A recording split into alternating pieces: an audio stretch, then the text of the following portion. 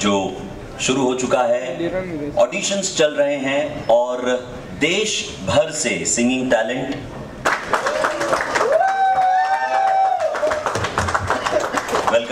Welcome to 92.7 big FM, बेनेटल big golden voice का ये सीजन।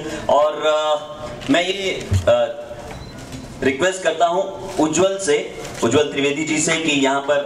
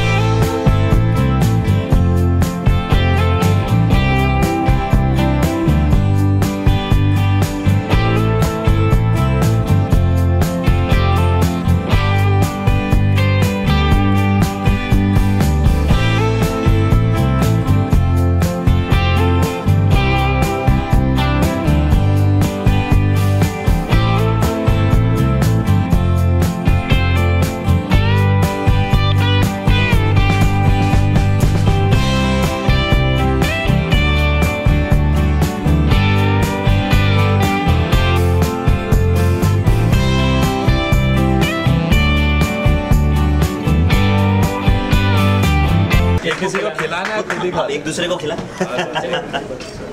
मेरा एक दूसरे को खिलाइए। अरमान का बर्थडे भी था तो उसके लिए। क्या बात है, बिलेटेड हैप्पी बर्थडे जी, क्या बात है।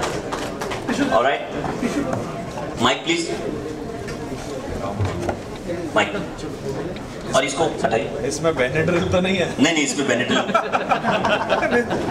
हाँ डिपेंड करता है, क्योंकि आप लोगों को कैसा बेनेड्रिल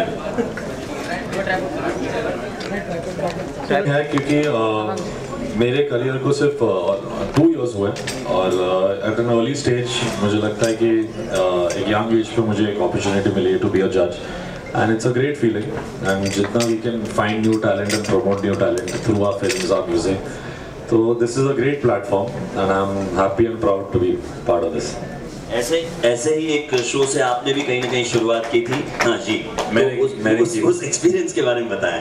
मैं एक्चुअली जब 10 साल का था, मैं सारेगामापा में मैंने भाग लिया था, और आज मुझे लगता है कि I am on the other side of the table, and थोड़ा सा वियर्ड भी लगता है, लेकिन I am feeling really awesome because we are promoting young talent, and मुझे लगता है कि इंडिया में यंग टैलेंट का ऊपर आना और उभरना बहुत इम्पोर्टेंट है, एंड ताकि वो बॉलीवुड में अपना एक नाम बनाए एंड हमारे देश का नाम आगे इंटरनेशनल में एक ग्लोबल एक्सपोजर लेके आए। तो आई थिंक ये बहुत ही अच्छा इनिशिएटिव है, and I am really proud कि मैं ये अपने भाई के साथ कर रहा हूँ। So I am really excited, looking forward to it. ये भी पहली बार हो रहा है कि दोनों भाई मिलकर एक सिंगिंग रियलिटी शो को जज कर रहे हैं। ये भी फर्स्ट टाइम हो रहा है, और बेनेटल बिग गोल्डन वॉइस में हो रहा है, वो भी सीजन 4 में हो रहा है, ये बताना जरूरी है। सीजन 4 जी अब आप दोनों यहाँ पर हैं, बातें तो डेफिनेटली और भी है, बहुत सारी है जो हम आगे भी करने वाले हैं, लेकिन म्यूजिक के बिना बात अधूरी रह जाएगी। तो क्या सुनाएंगे आप?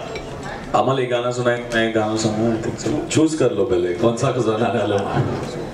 ठीक है. You start with.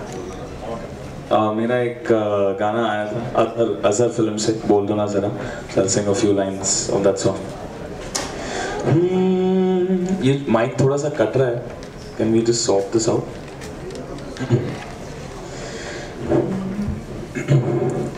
इतनी मोहब्बत करो ना, मैं डूब न जाऊं कहीं, वापस किनारे पे आना, मैं भूल न जाऊं कहीं, देखा तब से चेहरा तेरा, मैं तो हफ्तों से सोया नहीं, बोल दो ना जरा दिल में जो है छिपा, मैं किसी से कहूँगा नहीं. Come on. बोल दो ना जरा दिल में जो है छिपा, मैं किसी से कहूँगा नहीं, मैं किसी से कहूँगा नहीं.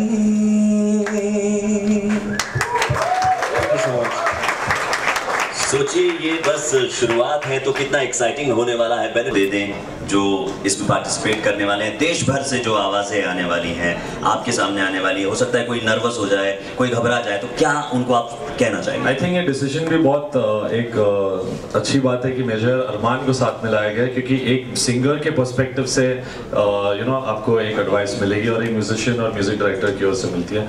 तो from my point of view I would like to say कि जो भी यहाँ आए इस मंच पर परफॉर्म करे, और सबसे ज़रूरी है सुर ताल तो ज़रूरी होता ही है कि आप दिल से गाए and you reach out to our hearts. Because today like film music हो या नॉन फिल्म म्यूज़िक हो, सबसे ज़रूरी बात यह है कि आपकी आवाज़ में एक वो बात हो जो सुन के लगे कि कौन है, मैं जानना चाहता हूँ किसकी आवाज़ है. तो जब तक आप वो नहीं कर सकते, I think then it's more tougher to reach out. It's important कि सुर और ताल के साथ आपकी एक यूनिकनेस हो आवाज़ में, और कहीं ना कहीं वो एक दिल को छूने वाली बात हो. So that is the most important for a singer. And बाकी टेक्निकली तो Armaan will explain what he wants. मैं क्या बोलूँ, मतलब मैं जब सुनूंगा then I will be able to say, but I would like to give all the confidence to all of them, क्योंकि जब भी कोई कंपटीशन होता है बहुत अच्छा टैलेंट भी जब आता है तो वो परफॉर्म नहीं कर पाता बिकॉज उसका कॉन्फिडेंस लेवल जो है वो लो होता है. तो I think they should have lot of confidence and यहाँ पे आना चाहिए और ऐसा करना चाहिए कि that they are the stars and you know they going to be the biggest singers of this country. क्योंकि मेरा कॉन्फिडेंस ये था and that's why I feel कि अगर उनमें वो कॉन्फिडेंस हो so they will definitely win this competition. Completely. I think हम लोग काफ़ी यंग भी है तो उन्हें डरना नहीं चाहिए कि कोई सीनियर लोगों के सामने परफॉर्म कर रहे हैं. We are your age only but obviously we musicians and singers, so just feel like we won and perform for us. तो कोने में खड़े रखकर आप डांटने नहीं वाले, बल्कि कंधे पर हाथ रखकर समझाने वाले कंटेस्टेंट को. चलिए, थैंक यू सो मच कि आपने बेनेटल बिग गोल्डन वॉइस सीजन 4 को जज करने की अपनी अनुमति दी है. And now I throw open media, अपने सवाल पूछ सकते हैं. या टेबल करने वाले हो, पहली बार ये होने वाला है कि आप दोनों साथ में मिलकर शो जज करने वाले हैं, तो क्या प्रिपरेशन की है खास इस शो के लिए? प्रेपरेशन तो कंटेस्टेंट्स को करना पड़ेगा क्योंकि हम लोग थोड़े एक्स्ट्रा टफ टास्क मास्टर्स भी है, Armaan and me. And we have just come कि हम एक शो को जज कर रहे हैं जो पहली बार हमारे लिए भी एक नई चीज़ है और रेडियो का शो है. सो बहुत अच्छी बात है कि समटाइम्स टीवी शोज़ होते हैं, रियलिटी शोज़ होते हैं, बट ये एक यूनिक कॉन्सेप्ट है and it's the 4th season. And after really senior जजेस हमें एक मौका मिला है and as youngsters we are really proud. So I think we just going to look out for the best voice और जो मेरे दिल को छुए, जो अरमान और मुझे सही लगे, एंड बस that's the plan we have come with. Armaan, आप एक शो से आए हो तो आपके लिए कितना इजी होने वाला है? एक्चुअली मुझे लगता है कि हर एक कंपटीशन टफ ही होता है एंड अगर आप पूरे देश के टैलेंट्स के साथ compete कर रहे हो तो वो और भी चैलेंजिंग हो जाता है. मैं खुद एक रियलिटी शो का पार्ट रह चुका हूँ एंड टॉप 10 में भी आ चुका हूँ लेकिन मैं उस शो को जीता नहीं था, मैं 7th पोजीशन पे आउट हो गया था। लेकिन इसका ये मतलब नहीं है कि दैट आप उस हार को नेगेटिव तरीके में ले लो। मैंने उसके बाद और मेहनत की and I went and did Bollywood playback singing and जो मेरे ड्रीम्स थे उसको चेज़ किए। तो आई थिंक कि जीतना और हारना इतना मायने नहीं रखता है। इस कंपटीशन में कॉन्फिडेंस के साथ और टैलेंट अगर है आप में तो I think definitely the real winner will come out of this competition. इसके अलावा जजेस की बात करें तो हमेशा 2 या 3 जितने भी जजेस हो एक सलाह मशवरा की ज़रूरत पड़ती है। तो आप दोनों का कोऑर्डिनेशन कितना अच्छा है, क्योंकि अमाल म्यूजिक डायरेक्टर है, आप प्लेबैक सिंगर हैं, तो कैसे एक्चुअली बेस्ट कॉम्बिनेशन है क्योंकि आपको दोनों पर्सपेक्टिव से एडवाइस मिलेगी। अमल कॉम्पोजिशन के तरीके और प्लेबैक सिंगिंग म्यूजिक डायरेक्टर के पॉइंट ऑफ व्यू से मैं समझा सकता हूँ कि एक कंपटीशन में गाना एंड एक माइक के पीछे गाना में बहुत डिफरेंस होता है। जैसे लोग स्टेज शोज करते हैं but when they come behind the mic उनकी ही आवाज़ इतनी अच्छी नहीं लगती। So maybe I can guide them with mic techniques की इतना एक्सप्रेशन होना चाहिए, नहीं होना चाहिए। तो एक अलग ही यूनिक कॉम्बिनेशन बना है ऑफ माइन एंड अरमान्स, क्योंकि एक सिंगर का पर्सपेक्टिव और एक कंपोजर का पर्सपेक्टिव आपको मिलेगा। इसके अलावा अरमान, अभी आपका जन्मदिन गया है, बिलेटेड हैप्पी बर्थडे। कैसे सेलिब्रेट किया आपने अपना जन्मदिन? मैं एक्चुअली लंदन में था, यूके में, एंड वहाँ पे मैंने अपना बर्थडे सेलिब्रेट किया, 21st बर्थडे। एंड वहाँ पे मैं अपने वर्ल्ड टूर को प्रमोट कर रहा था। तो उसी दौरान मैंने सोचा कि क्यों ना मैं अपने बर्थडे को भी वहाँ पे सेलिब्रेट करूँ। तो बहुत ही मज़ा आया and I just came back. मैं आज सुबह ही आया हूँ वहाँ से। इसके अलावा बॉलीवुड में बहुत सारे जजेस को देखा होगा आपने, तो बहुत सारे जजेस को देखा होगा, अमल आपने भी देखा होगा। तो ऐसा कोई जज है जिसको आप इंस्पायर्ड करते हो बॉलीवुड में, जिसको ध्यान में रखकर शो को जज करने वाले हो? ध्यान में रख के तो नहीं कर रहा। मेरे अंकल बहुत सुपर्ब जज रह चुके हैं इंडियन आइडल के लिए। He is been the face of Indian idol. So उन सब में से कुछ ना कुछ सीखने मिलता है। आई थिंक सलीम मर्चेंट जो है इंडियन आइडल के भी जज रह चुके हैं, तो सबसे मैं काफ़ी कुछ सीख रहा हूँ। सलीम सर से काम को मैं असिस्ट भी कर चुका हूँ। तो उनकी जजिंग स्टाइल मुझे बहुत पसंद है क्योंकि वो ऑनेस्ट है एंड जो उनके दिल में होता है वो साफ साफ कहता है कंटेस्टेंट से। So Salim Merchant and Anu uncle, इन लोग दोनों की स्टाइल से आई लाइक द वे दे जज। मेरा पहला टाइम है जजिंग का, तो मुझे कुछ भी नहीं पता है। बट मैं सिर्फ सिंगिंग पे फोकस करना चाहता हूँ और टैलेंट पे फोकस करना चाहता हूँ। एंड जिसकी भी आवाज़ हमारे दिल को छुए, I think that's the most important. क्योंकि feel is really important. Obviously सुर ताल भी बहुत इंपॉर्टेंट है फॉर अ सिंगर, लेकिन आज के ज़माने में आज का जो प्लेबैक सिंगिंग उसमें फील बहुत ऊपर आ चुका है इन टर्म्स ऑफ प्रायोरिटी। तो मुझे लगता है कि जब किसी का एक वॉइस का जो क्वालिटी और वो फील हमें छू जाए, तो I think that is what will be searching for. That will be the golden voice. ऐसा कोई जज है अरमान जिसकी क्वालिटीज आप खुद में अडॉप्ट करना चाहते हो? मैं अपना खुद का एक जजिंग क्वालिटी लेके आना चाहता हूँ। ये सबसे पहली बार मैं कर रहा हूँ। तो I would like to create my own style and my own unique way. काफ़ी सारे हिट सिंगर्स दिए हैं आप दोनों भाइयों ने मिलकर, तो फिर कौन आगे आने वाले कौन से गाने किस तरह के रहेंगे? अभी मेरी एक फिल्म है बार बार देखो, जो आज काला चश्मा करके उनका एक गाना है, बट सेकंड सॉन्ग जो आ रहा है 100 आसमान, वो अरमान ने गाया है, मेरा म्यूज़िक है। So that will be coming soon.